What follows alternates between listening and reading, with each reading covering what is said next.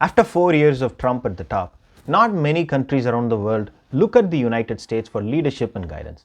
And there were murmurs in the global stage that the United States has drifted so far away that there is no point in looking up to them.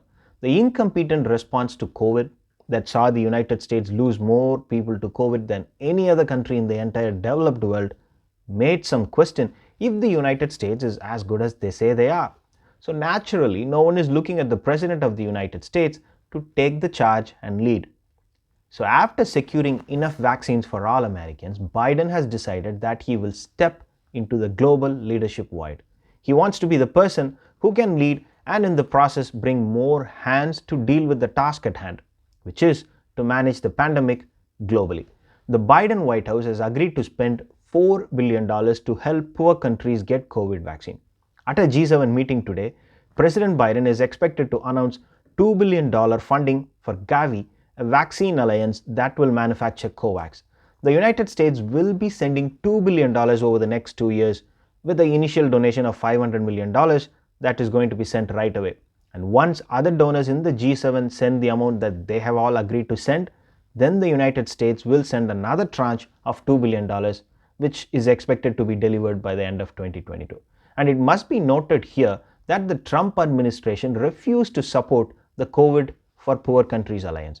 But Biden has decided to join, and the money the US government provides will give a much needed boost to the program that is going to be jointly managed by Gavi, the World Health Organization, and the Coalition for Epidemic Preparedness Innovations.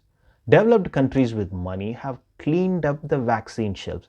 Just 10 countries have taken home 75% of vaccines to this day, leaving vulnerable countries even more vulnerable.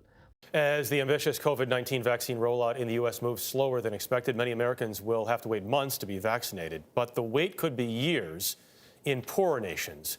A few rich countries, including the U.S. and Canada, have 14% of the world's population, but control 53% of the vaccine supply. Elizabeth Palmer has more on that part of the story.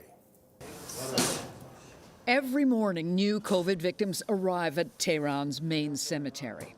The bodies are disinfected before grieving families lay them to rest. Across the developing world, the pandemic has hit hard, with over 500,000 dead and no access to vaccines rich countries have locked up. How balanced is the distribution of the vaccines globally at the moment? A country like Canada has more than 10 doses per capita. Big parts of the poorest countries in the world have not secured a single dose yet. In Tel Aviv, overjoyed medical staff welcome their very first vaccine delivery. Israel is aiming to vaccinate its entire population by March, before most African countries can even get started. The Oxford AstraZeneca vaccine, just approved here in the UK, could be a game changer. Cheap, easy to transport and to store, it looks like it might be the answer for billions of people in the developing world. But the rollout will take time, and until it's well underway, we're all vulnerable. We know that high-income countries aren't safe unless everybody in the world is safe. We have to protect everybody. Global immunization will give us back safe travel, healthy economies, and a return to normal. But epidemiologists say probably not before 2023.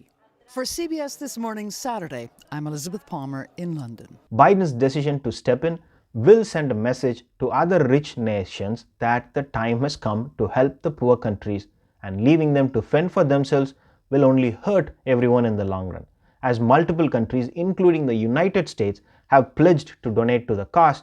Pharmaceutical major Novavax has also committed to sell 1.1 billion doses of its vaccines.